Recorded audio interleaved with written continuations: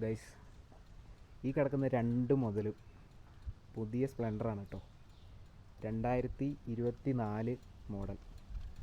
അപ്പോൾ പുതിയതിൻ്റെ അകത്ത് നമുക്ക് IS3 എന്നൊക്കെ പറഞ്ഞ് കുറച്ച് ഫങ്ഷൻസും കാര്യങ്ങളൊക്കെ വന്നിട്ടുണ്ട്. വേറെ വലിയ വ്യത്യാസമൊന്നുമില്ല, ഫ്യൂൽ ഇഞ്ചക്ഷൻ കാര്യങ്ങളൊക്കെയാണ്.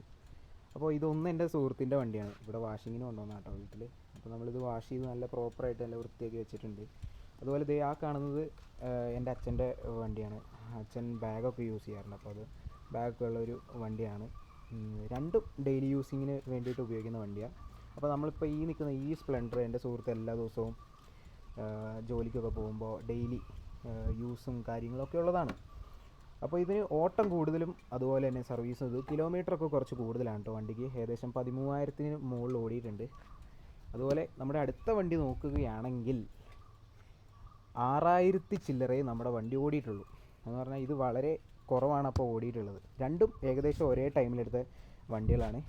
അതായത് എൻ്റെ അച്ഛൻ്റെ വണ്ടി നമ്മൾ ഷോറൂമിൽ പോയി എടുത്തതിന് ശേഷം ഞാനിത് ഇടയ്ക്ക് ഫ്രണ്ട്സിൻ്റെ ഇടയിലൊക്കെ കൊണ്ടുപോയിരുന്നു. അപ്പോൾ അങ്ങനെ ഈ വണ്ടി നമ്മുടെ ഫ്രണ്ട്സിൻ്റെ ഇടയിൽ കൊണ്ടുപോയിട്ട് അവർക്ക് എല്ലാവർക്കും ഇഷ്ടപ്പെട്ടു.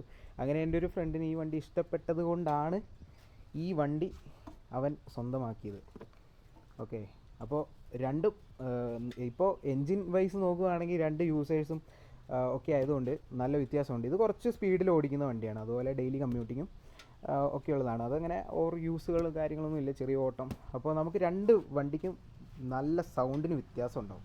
അപ്പോൾ നമുക്ക് ഇതിൻ്റെ സൗണ്ട് എങ്ങനെയുണ്ടെന്ന് ജസ്റ്റ് ഒന്ന് ടെസ്റ്റ് ചെയ്ത് നോക്കാം. ഫസ്റ്റ് ഇതിന് സൈഡ് സ്റ്റാൻഡ് ഇൻഡിക്കേറ്ററൊക്കെ ഉണ്ട്. അപ്പോൾ സൈഡ് സ്റ്റാൻഡൊക്കെ തട്ടിയതിന് ശേഷം കീ ഓൺ ചെയ്യുക. അതിന് ശേഷം